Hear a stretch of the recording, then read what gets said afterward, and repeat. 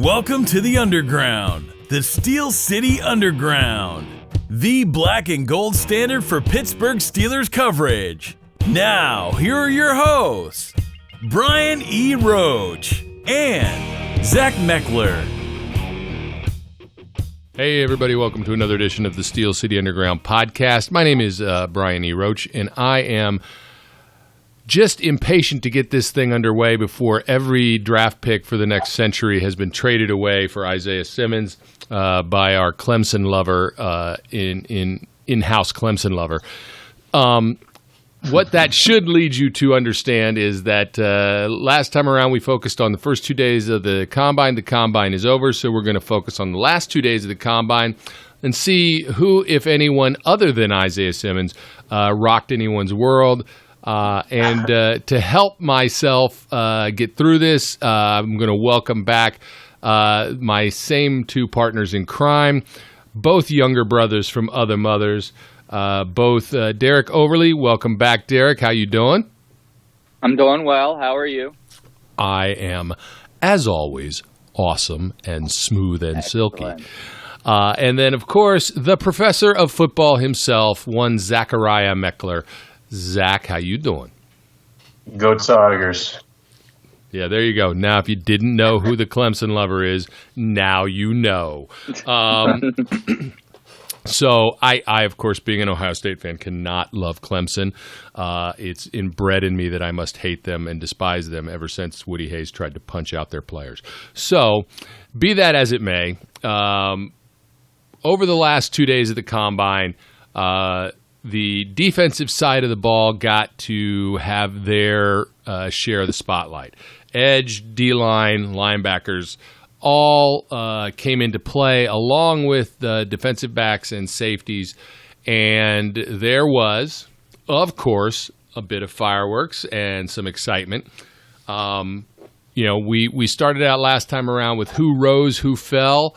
I think what we want to do here, though, is remind everybody, and we will turn first to the professor to edumacate us.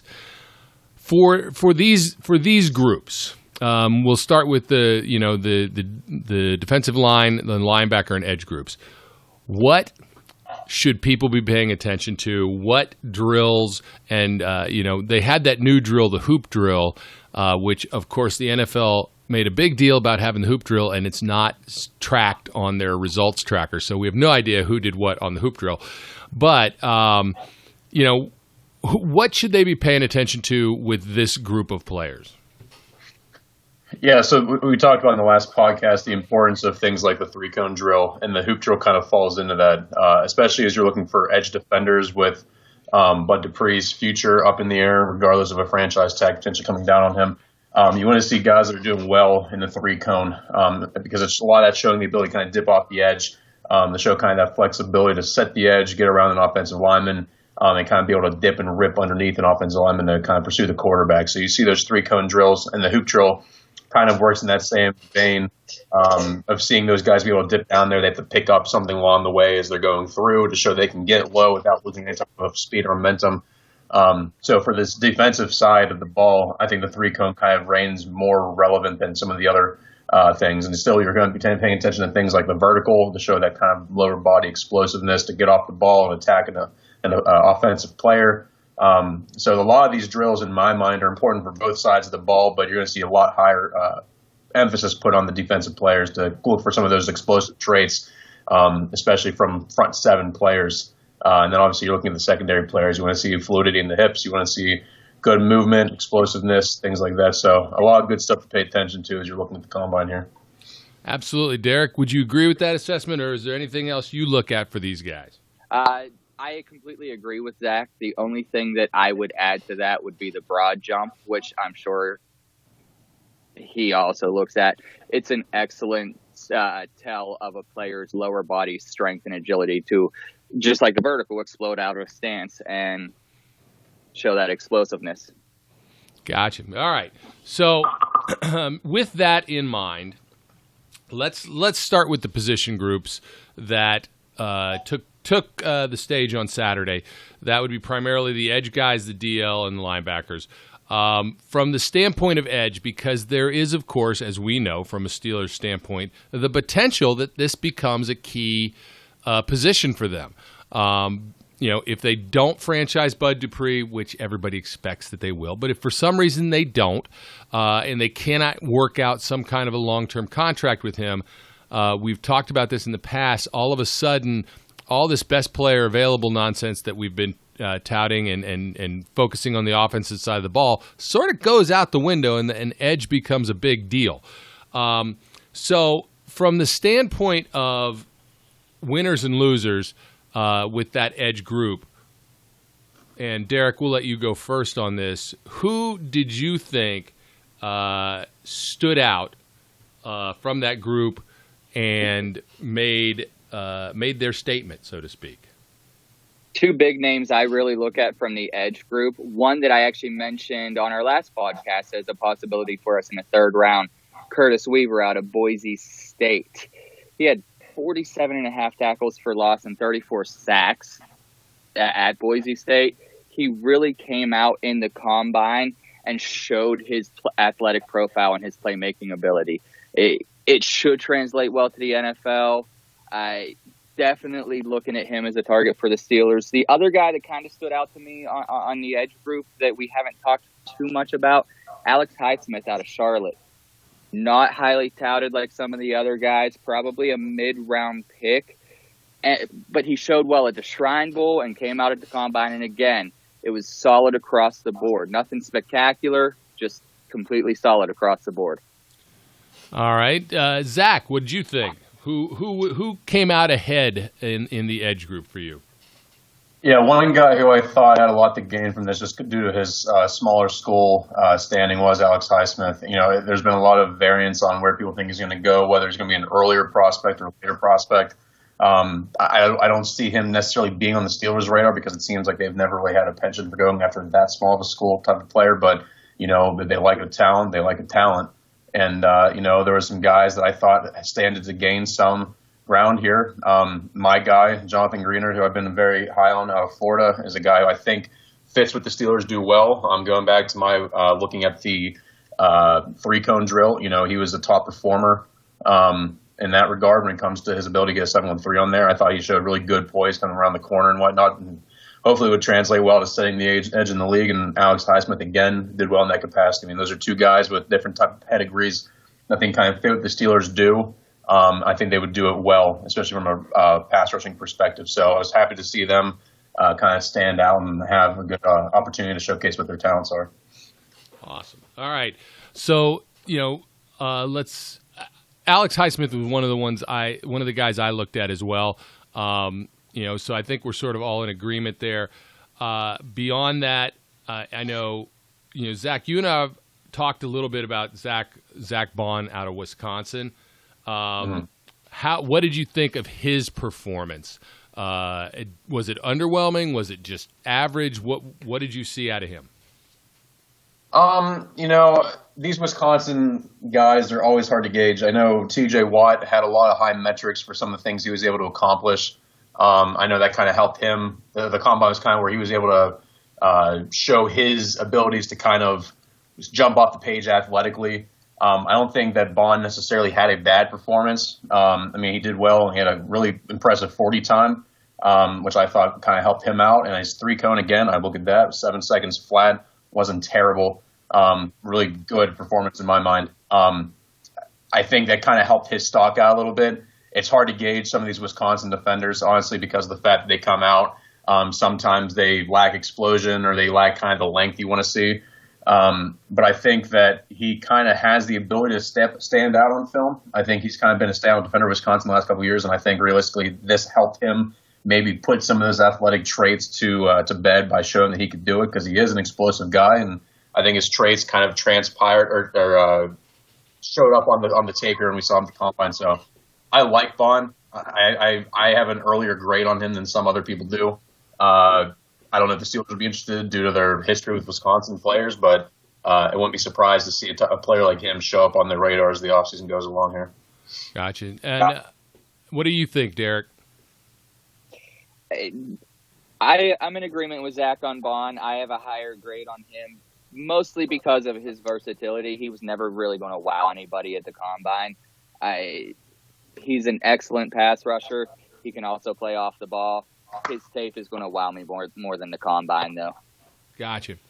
Now, as far as losers go with this group, who fell off the radar or maybe damaged their stock, so to speak, a little bit in this group? And Zach, you can lead it off this time. I know Tina won't necessarily like this because I know who you're going to talk about because that was my guy. Yeah, everyone should know. I mean, he was pretty much locked in as a top 10 pick at this point. I still think he's going to be considered that, but AJ Penna or oh, God help me, whatever the hell his name is. Yes, AJ Epineza.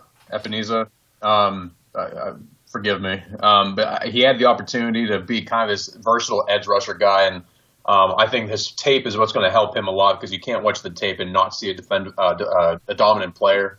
But his 504 and the 40 when he only weighs 275, and he's a dense 275. That still wasn't going to be a lot to kind of put teams that are scheme versatile to rest, because he was being touted as a versatile 3-4, 4-3, multi-front defensive player. You can bump inside and out. 504 is not going to put any of that to rest when you're only weighing 275. There's guys you see weighing close to 300 that are playing sub 5, and you expected more from that. And I think some of his other stuff, I don't think his vertical was bad for his size. His broad jump wasn't necessarily bad for his size, but for a guy who's been touted as this explosive, strong player, he had the opportunity to really boost his stock from an athletic standpoint because the tape has spoken for itself. But I just expected a little bit more juice from him at the combine. I really think that because he weighed into 275, the expectation was going to be around a 4.8, 4.9, 40, if not a little bit lower.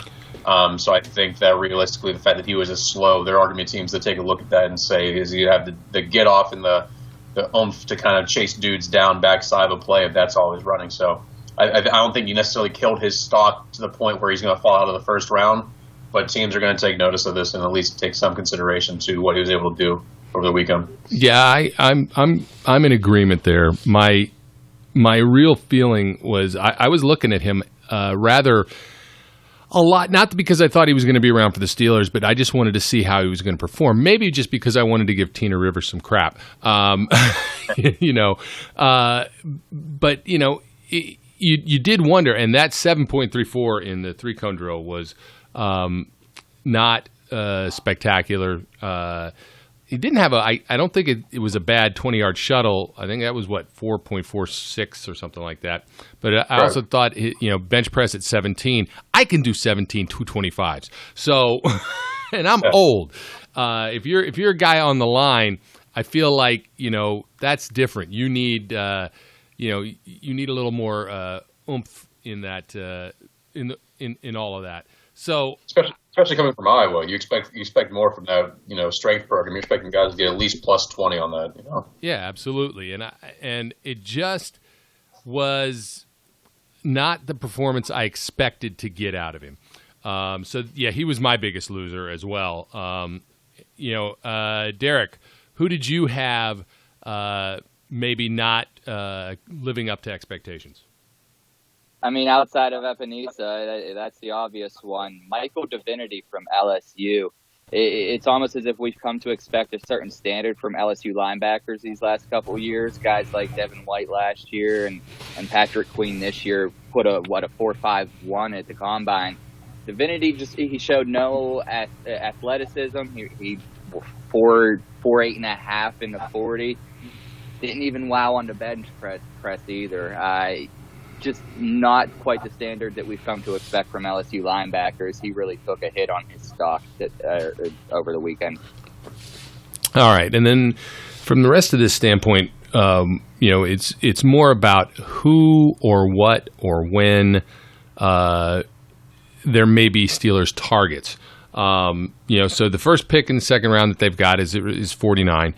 Who are the guys that you think are likely to be in play for them if edge becomes a real priority? Derek, which group of guys, is there one, is there two, do you think could be potential targets for the Steelers to look at the edge point? And if not in the second round, later in the draft? Yeah, I've been the whole process. I've been a big fan of Yetur Gross-Matos out of Penn State. He's one of the best pure pass rushers of the class. He could possibly be there at 49, although I don't really see it. Start to look at guys like Curtis Weaver, who, again, I keep mentioning. We met with him. Terrell Lewis out of Alabama is another good edge guy that could be there at 49.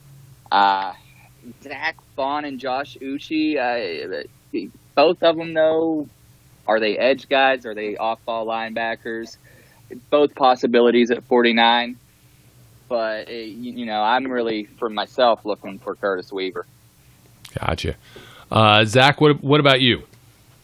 One guy who I don't know about at 49, but I've had the opportunity to watch some of these Florida guys, and obviously Jonathan Greenard is one guy who I'm high on. But I think the guy who played opposite of him, Jabbar Zuniga, I think that realistically, he's a guy who I thought kind of had the opportunity to stand out here. He ran a 4.64. He kind of fits the mold physically what the Steelers look for. He's around 6'3", 6'4", 265. So he has that kind of build that they've looked at. He has the athletic traits. I think he can be a either D-end, edge rusher type guy. I think he has build for hybrid in both of those. But he has a lot of potential traits that, especially if they're able to get Bud on a 1-year franchise tag, I think you can kind of have him come in and learn the system more, because I think he's a guy who his better days are ahead of him long term. I don't necessarily think that he's there now. But I thought the way he performed at the Combine, I thought he did a lot to kind of help out his stock. He's a very powerful player. He has decent bend, and he's very explosive. He had 10'7" broad jump, so he had some power, and that was at 265. So I'll take that production at the Combine and kind of show his athletic traits, and you can kind of put the entire package together. He feels like the very stereotypical mid-round, third, fourth round edge rusher the Steelers have gone after in the past to kind of try to develop, and I think that can be aided if they're able to retain Bud Dupree on a franchise tag or a long-term extension. All right, and we may as well bring this up now since we're talking about Bud.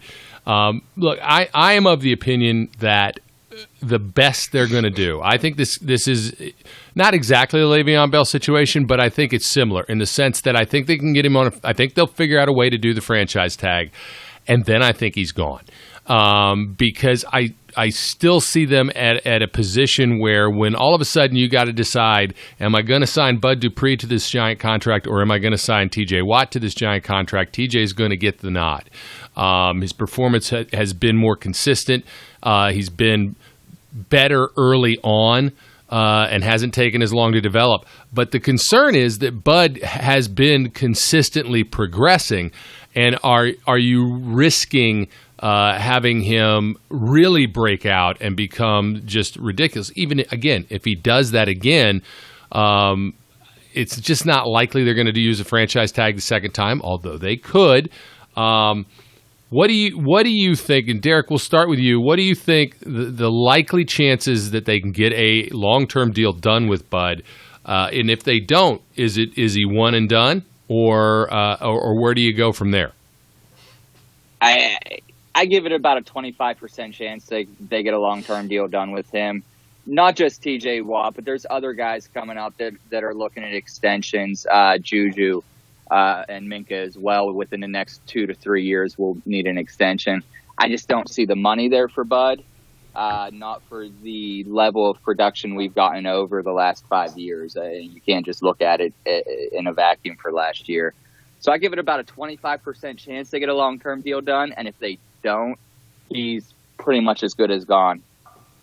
All right, and do you mean good as gone now, or do you think they franchise tag him and he's one and done? They'll tag him. He's one and done. Gotcha. Zach, what's your thoughts on that? I mean, I give him less than 25% chance. I've been saying this for a hot minute. I think he knows that his value on the open market is going to far supersede what the Steelers can give him. And I think the Steelers want to keep him. I think they want to keep this defense intact. And I think that's why the franchise tag works, because if you're trying to realistically, Ben's window is 2 years. The 2 years left he has on the contract. I'd be stunned if he plays beyond that. Even if he is feeling good, I could see him wanting to just finish out physically healthy and just want to ride into the sunset. So you want to maximize his window. And realistically, in my opinion, the window is next year because you at least control next year. Beyond that, then only pushing 40, you have no idea what you're getting. I think having Dupree locked up for 1 year while TJ Watt is still in the heart of his rookie deal before his fifth-year option hits, and he needs a long-term deal before Juju has to get a long-term deal, while Cam Hayward and these other guys are still in the last year. Their deal is just like the perfect storm situation. I think you have the opportunity to maximize his window. I think he will entertain the idea of staying in Pittsburgh. I just think that, especially if he does well in the franchise tag, his market's going to be pushing $20 million. Whether fans want to accept that or not, free agency's stupid, and guys get paid a lot of money that they don't necessarily deserve in fans' eyes. And Bud Dupree knows this, and he knows there's going to be a team out there that's desperate for an edge rusher, and they're going to throw a lot of money at him, especially if he comes back on the franchise tag in 2020 and has another double-digit sack season to put back-to-back years, which has been his biggest issue, is consistency. If he has consistently 2 good years opposite TJ Watt, someone's going to throw $17, $18 million at him and have him be their edge rusher. And I think he's going to be aware of that, and that's just money the Steelers can't afford to give him long-term, in my opinion. When you think about the fact that TJ Watt is realistically going to be an $18 to $20 million a year edge rusher, and in my personal opinion, I'd rather pay TJ Watt that money because we've seen consistent development and stardom and borderline defensive player of the year play from him. I'd rather pay him $20 million a year, and I don't think you can afford to pay TJ Watt and Bud Dupree that money equally. I just don't see how that's feasible. I agree with that completely. Like I said, I am more and more convinced on a daily basis that Bud is going to be one and done, not because necessarily that he wants to leave, not because the Steelers want him to get away, but simply because he is going to make bank. If he has a year as good or better next year under a franchise tag, you're absolutely right. You're talking about just an absurd amount of money that the Steelers are not going to have to pay him. And you're not going to give Bud Dupree. The Steelers don't set the market very often for anybody. So the thought that they're going to set the market for Bud Dupree seems unrealistic because they may have no choice but to set it for TJ Watt. And we'll have to see how that goes. So I think that is all correct, and which is why I think that there's a chance that they go edge some point in this draft. Just to start to get the depth that they may see becoming an issue down the road. All right, so with that being said, the other half of this edge rush concept is just the guys who play linebacker. And I'm gonna tell you, and yeah, my scarlet and gray is going to show here. But I was happily pleased with how Malik Harrison performed in this combine. I think he had the best 3-cone drill of any linebacker. I think he's a guy that could be around 3rd, 4th round still, but maybe not. Maybe he's outperformed that and is going to be up on somebody's draft board. I love the idea of him coming in and becoming the new Vince Williams and pairing with Devin Bush. But whether that'll happen, I don't know. Again, looking at linebackers from the standpoint of that, Derek, who caught your attention outside of the edge group? Well, I'm so glad you let me go first. Should I bring up Isaiah Simmons so Zach doesn't get the chance? That was the point, man. Oh, go for it. Have at it. Take my phone. No, there's one Willie Gay Jr. No, it's not Will Gay's son. Damn it. Willie Gay Jr. out of Mississippi State, 243 pounds, and he ran 4.5. He's a thumper. He stole the show. Everyone was talking about Cam Dantzler, but Willie Gay Jr., his defensive partner at Mississippi State, really stole the show at linebacker. I was kind of worried about this linebacker class when a couple of them went back to college or returned to school instead of entering the draft. But some of these smaller guys like Willie Gay Jr. as well as Logan Wilson out of Wyoming really showing up and restoring some of my faith in the linebacker class. All right. Now, Zach. Knowing that everybody knows Isaiah Simmons blew up the combine. Yeah, I'm not going to. And knowing that we need to mute your mic so that you can enjoy yourself thinking about it. Other than Mr. Simmons, who caught your attention? Yeah, obviously Isaiah Simmons is the top backer this class, and that was a given in the combine and his tape and all that stuff. He should be a top 10, top 8 pick at the bare minimum, depending on how quarterback pieces fall.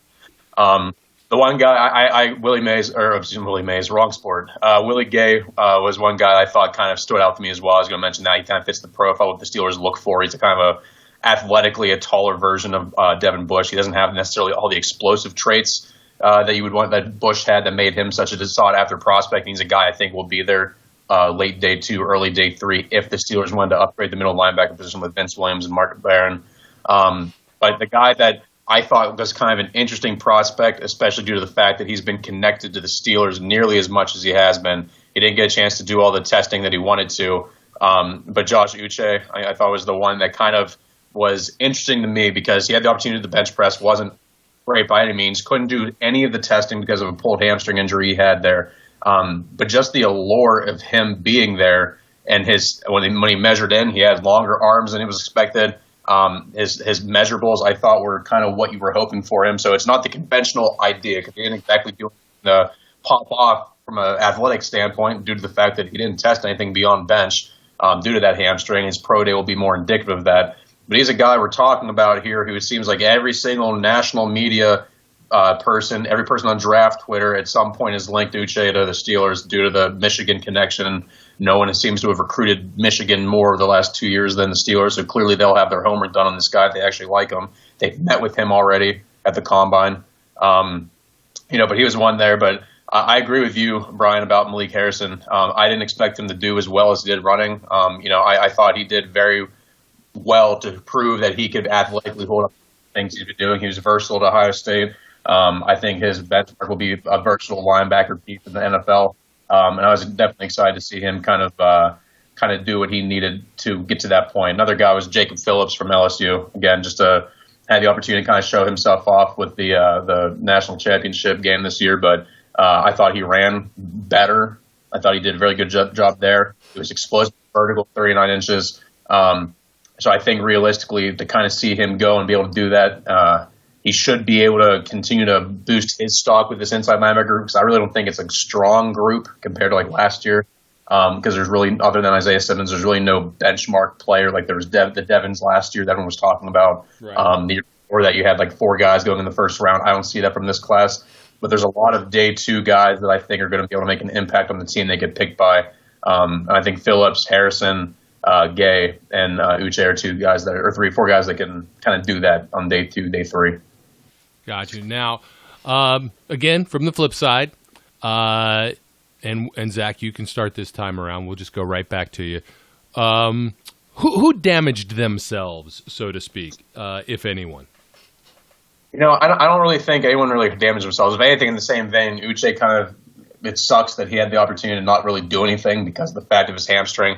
I don't really think, in my opinion, the numbers really weren't devastating for anybody. Again, I don't know if it's because the numbers weren't that good or just the fact that expectations were so low. Yeah. Because in my mind, there wasn't really anything that kind of needed to be done to kind of hurt these people. So I think there was no true loser in my mind, and maybe it's just my lack of interest in this class. Nick Coe is one guy I can think of out of Auburn.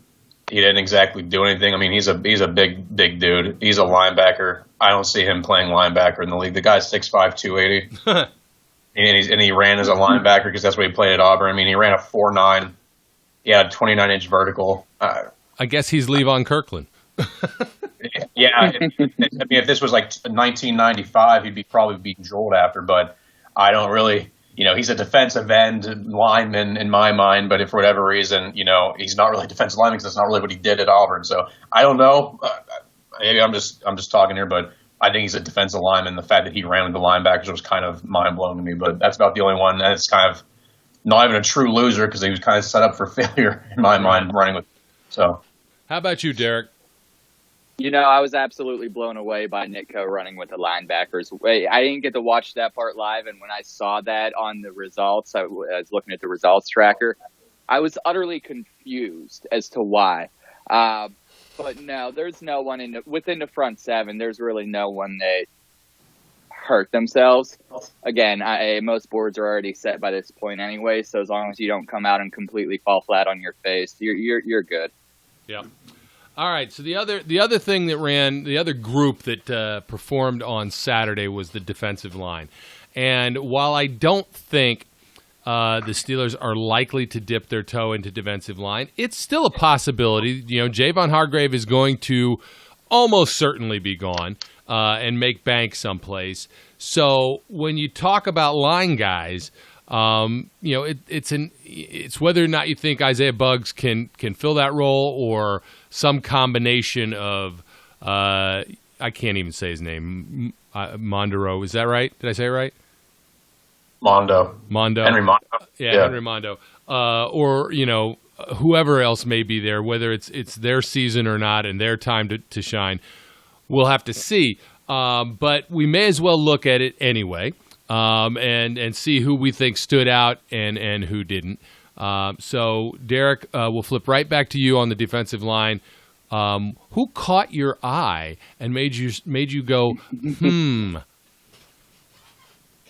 Oh, on the defensive line, Texas A&M, and you guys are going to have to correct me if you know the right pronunciation, but Justin Matabuki.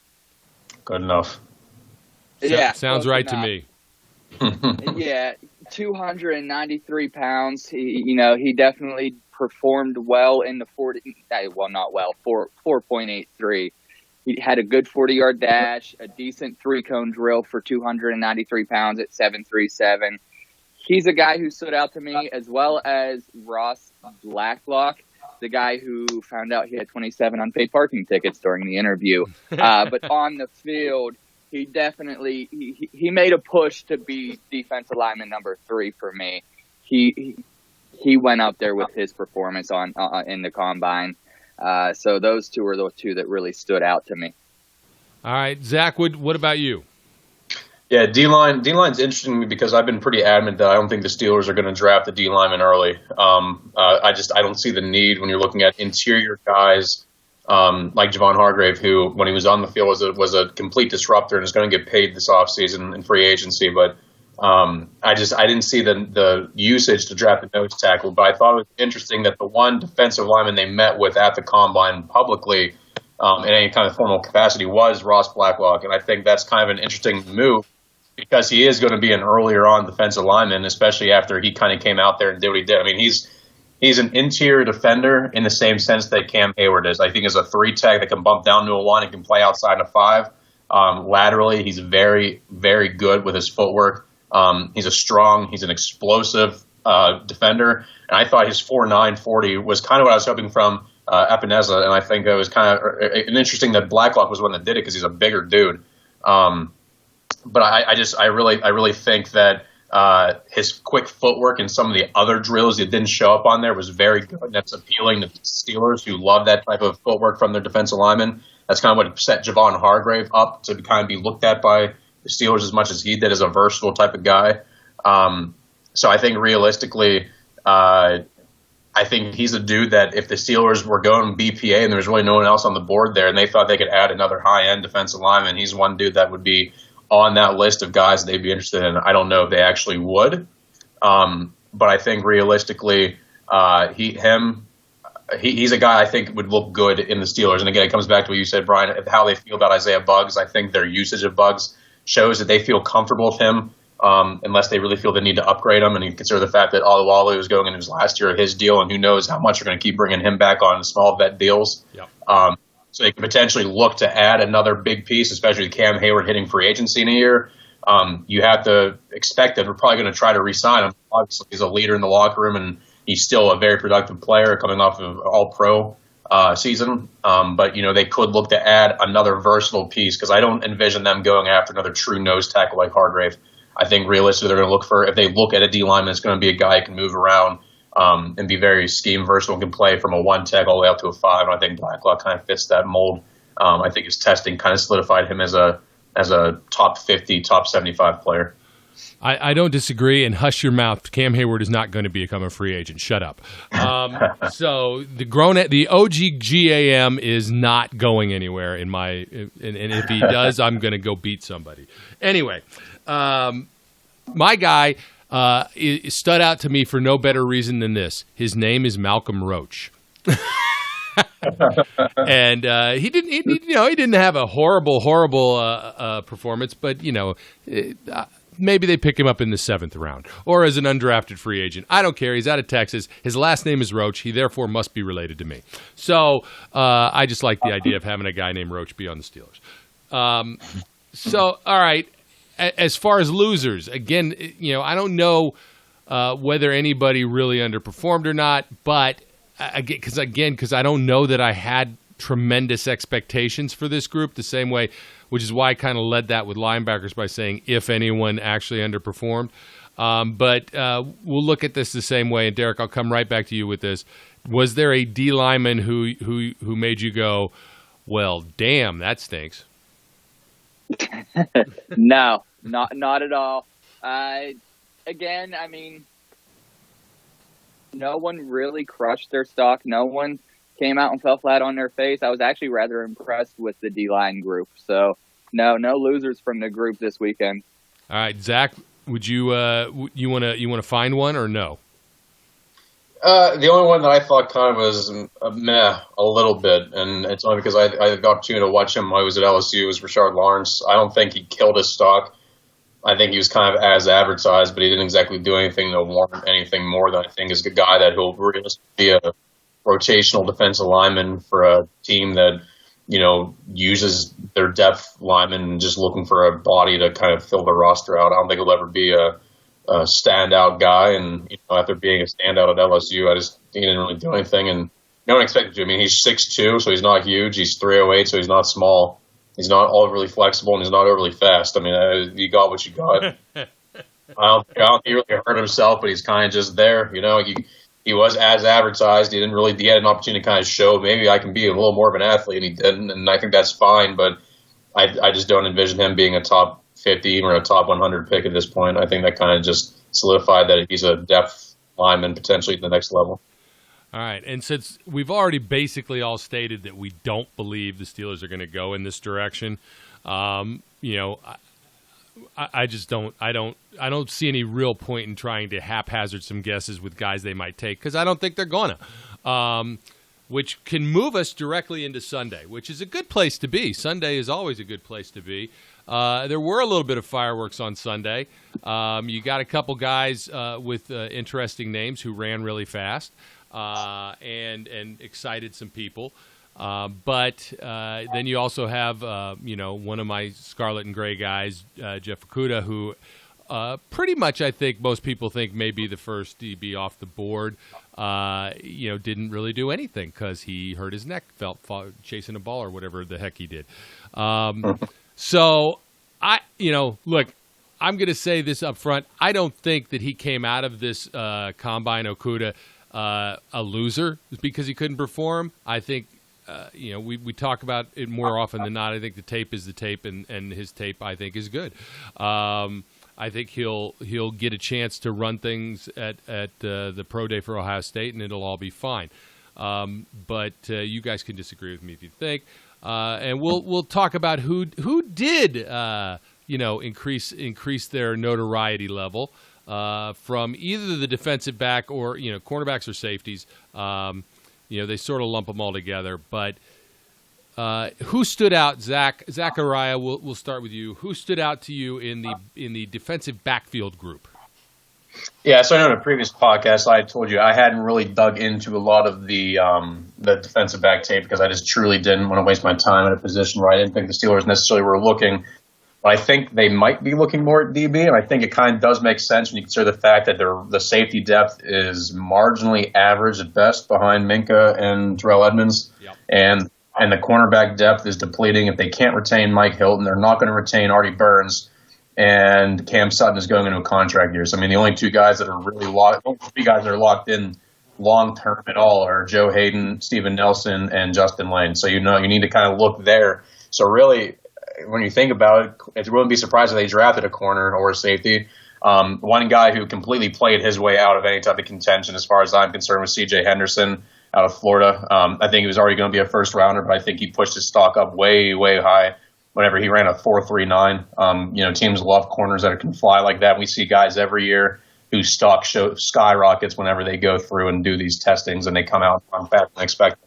But this one will also be a good notion to our dear friend Zach Adonia for Kyle Duger, the smallest D2 safety. I thought he tested out of the gym. He did basically everything that you needed him to do, and he needed to do to kind of get his name out there, because small school prospects like that oftentimes go unnoticed. He's a big body, powerful.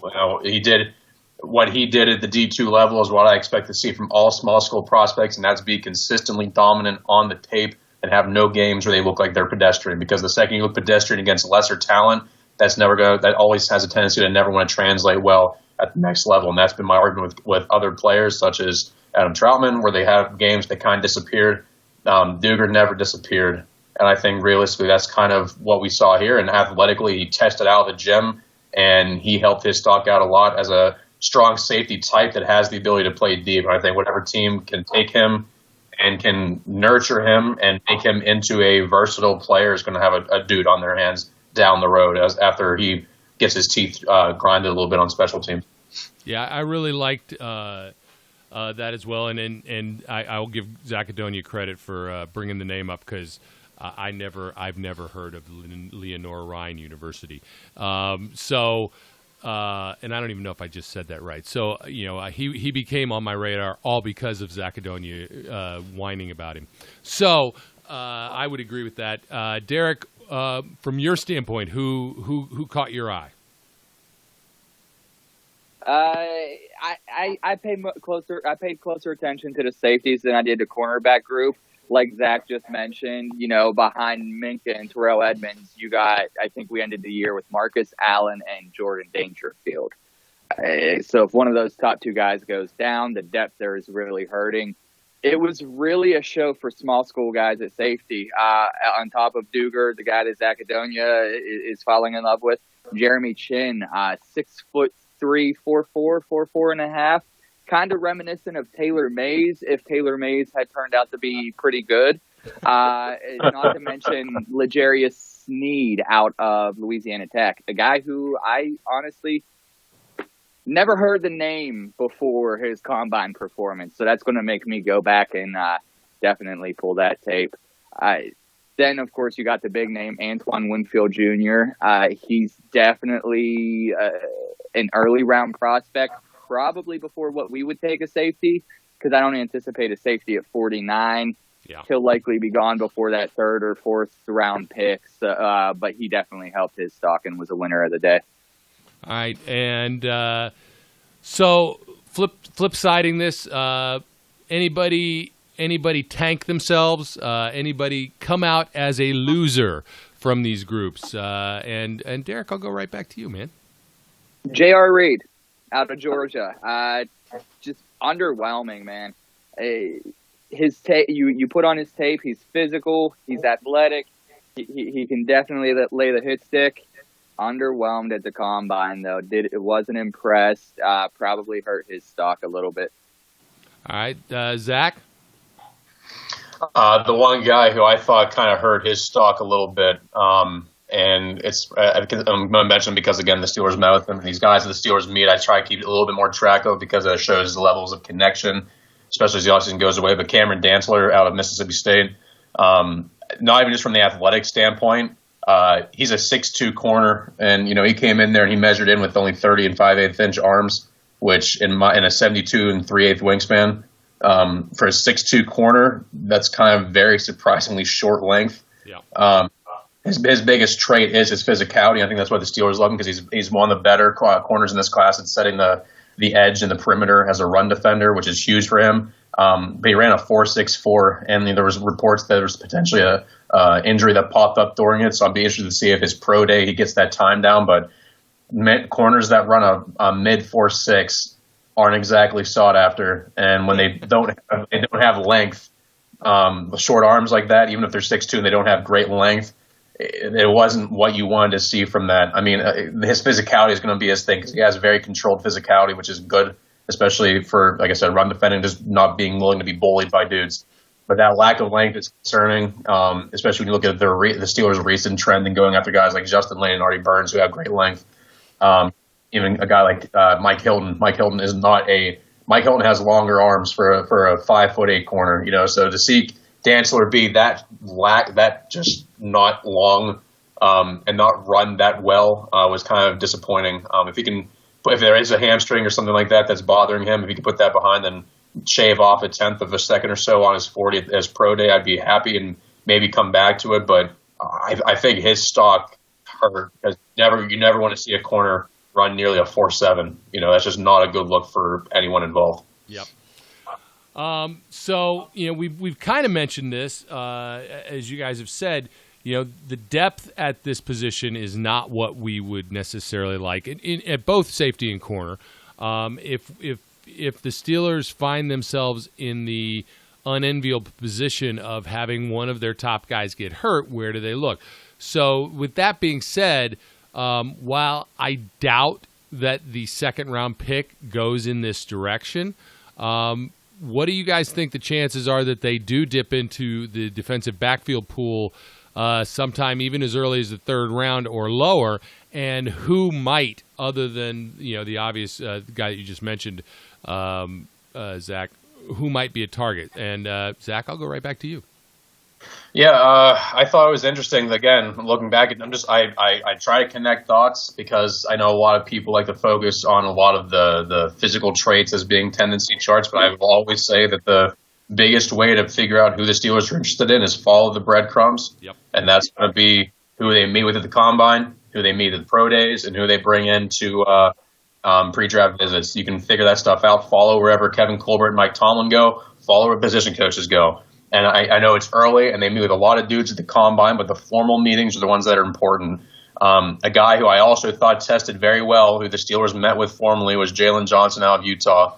I thought he ran very well. I mean, he's a decent-sized corner. He's 193. He has some length to him.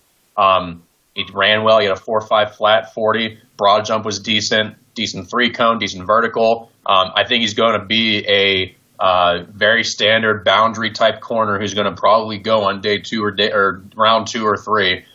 So if he falls to the Steelers and they want to go there, I mean, I think it would be a very good potential look for them. I think long term he has cornerback one potential, and you don't have to push into that right now when you have Joe Hayden and Steven Nelson.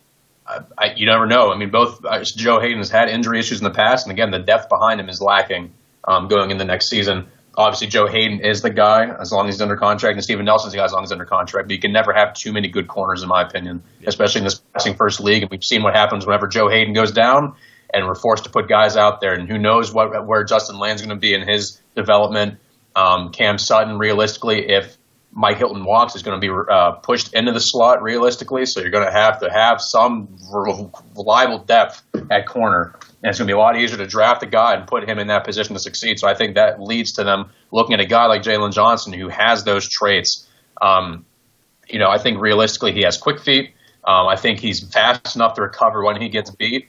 He has good size, good physicality. And like I said, he portrays himself well as a guy who can get up there, get in your face, and also be just a traditional number one corner. So if he were to fall and the cards and the powers that may be led to that point, I wouldn't be surprised at all if the Steelers pulled the trigger on a player like him. Gotcha. Derek, what about you? Where do you see this coming into play, if at all? I don't anticipate the odds are high that they would take a defensive back at 49. A lot of it might depend on, do they think they can lock Cam Sutton up long term? If they can lock Sutton up long term, he is the slot replacement for Mike Hilton. So you're more than likely looking for an outside cornerback, which takes you back to what Zach said, and the two guys that we met at the combine, Jalen Johnson out of Utah and Cam Dantzler. Cam Dantzler, I don't think he hurt his stock as much as some people or some people think he hurt it. Like Zach said, we'll wait to see what his pro day brings about. They haven't met with any safeties. They haven't talked to any that we are aware of. So I don't. It's another thing. I don't anticipate too early. I'd honestly give it less than 10% that they take one at 49. Oh yeah, I'm with you guys. I just don't see it happening in the second round. It's possible the compensatory pick could go that way. It's possible a fourth round pick could go that way. Again, because at that point, you're really trying to shore up things. And if a guy falls into that range, then yeah, why not? So when we wrap this whole thing and put a bow on it, if you have to take a look at, and I haven't written it up yet, but I did my first mock draft insanity mock draft the other day, in which I traded future first round picks to get into the first round. That ain't going to happen. As much as Zach wants to give away, like I said, the next one, the next 100 years of first round picks in order to draft Isaiah Simmons, it ain't gonna happen. But we talked about it a little bit last time around. We've talked about it a little bit this time around. I'm putting all of our feet to the fire. Where do they go in the second round? If you had to make a guess based on the way the combine has come out and where they've spent their time and their energy in talking to these guys. And Derek, you get to go first. Yes. Can I sleep on it? No. I think they're going running back, or they got to go running back. Well, they don't got to do anything. I think they're going running back. If they can retain Bud, I don't think edge is the option. But if they don't use that franchise tag on him, it's running back or edge. As it stands right now, I'm going running back, though. All right. And if you're going running back, who are you going? Cam Akers. Why not? They met with him, right? Yep. All right. Zach, knowing that Isaiah Simmons is not on the potential block at 49, unless some kind of really crazy, bong video comes out where the bong is really not a bong. I don't know. I don't know what that means. Where are they going? I agree with the running back notion. I'm just not going to go that route because I still just am back and forth on the notion of taking a running back. My guess would be receiver or offensive line. I'm going to say that's going to be regardless of Bud Dupree. I'm just going to take my wild hot take of the day. I think there's enough edge rushers in this class that if you don't get one that you like in the second round, there's no harm in waiting until the third round because realistically the drop off in talent's not going to be that severe. And I think they're going to draft an edge early on, I think regardless of what Bud does. So I think if I had to guess, there's going to be a receiver there that they're going to fall in love with, especially with Juju's future uncertain. And realistically, you're relying, as much as I like DJ and I like Washington, you have no idea if either one of them can ever hold the load. If Juju leaves, you kind of don't have a true number one receiver that could do everything. That's going to be the physical mismatch or just be so elite like AB was. So I think they're going to entertain the idea of taking receiver in what should be a historically deep receiver class, or they're going to go offensive line because they're going to start rebuilding that offensive line that's starting to get up there and get a little bit older, and you need some contingency plans for Foster and Pouncey long term. Well, I'll clue you in that this is a preview of this article in the event that I'm lazy and don't get it written anytime soon. When I traded up into the first round, I traded with Miami and I got the 18th pick, and I took Tristan Wirfs. So just nice. Letting you know. And I did a lot of other crazy crap and got a bunch of other picks too. But since are you listing Tristan Wirfs at tight end? No, I am not. I am absolutely not. I have been loudly and proudly saying JK all day, and I still think that there is a legitimate shot, considering the amount of time they spent with running backs and a variety of running backs at the combine, to think that is a position that they are more worried about than we give them credit or for being worried about. So I won't surprise me if running back is there, but I cannot get over my O-line issues right now. It's an aging line, and they need to inject some youth in it. And I need I think there's an outside chance that that's where they go. Depending, because Zach, you're absolutely. They've got a habit of taking receivers in the second round. Yep.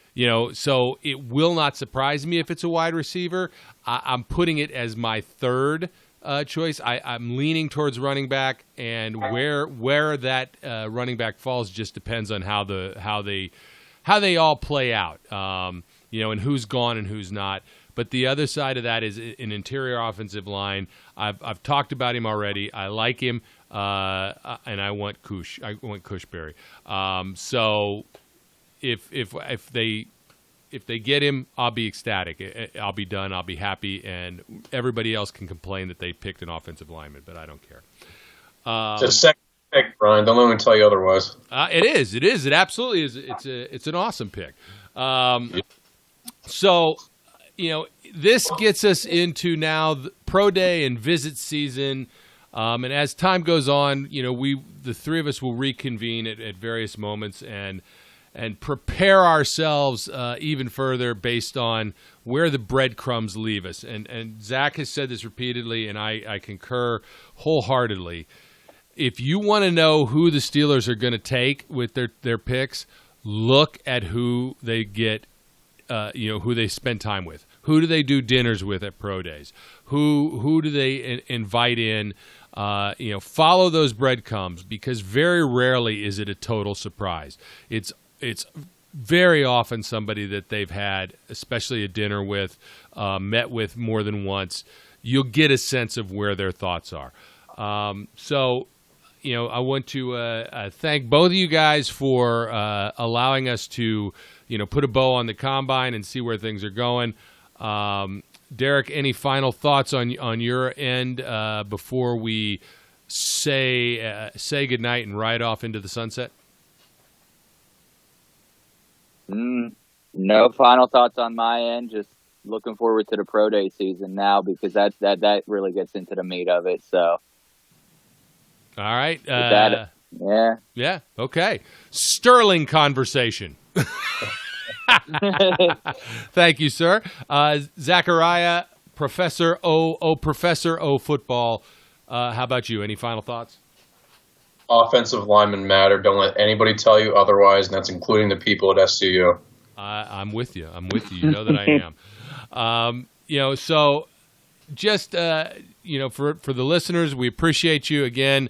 Remember that if you can, like, subscribe, make your comments. We did get one comment on the last show, which was a mock draft, and I feel like I need to give him credit, because the pick in that mock draft is one that I can get behind, because it was JK all day. And second round, JK. What am I going to say? I'm going to say, hey, I love it. That was Thomas Babylon. Thomas, I appreciate you giving us, and I like the third round Thaddeus Monk, Thaddeus Monk. That's a different kind of a thing. Yeah, that's jazz. But Thaddeus Moss in the third round. I got no issues with that. But after that, I don't know who the hell you're talking about. So I haven't looked into it. But keep the comments coming. Again, if there's something you want us to talk about, let us know. We will happily delve into it.